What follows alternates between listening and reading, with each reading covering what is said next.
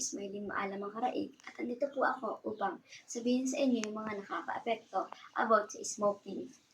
Smoking harms almost every organ in the body, including the lungs, heart, eyes, mouth, bones, and digestive organs. It can cause many diseases including cancer, heart disease, and stroke.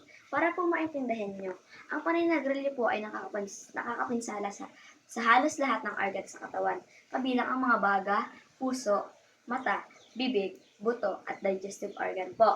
Maaari itong magdulot ng maraming sakit kabilang ang cancer, sakit sa puso, at stroke. Kaya po, as much as possible, wag na wag po tayong manigarilyo kasi makakasira din po ito ng ating kalusugan. Yun lang po.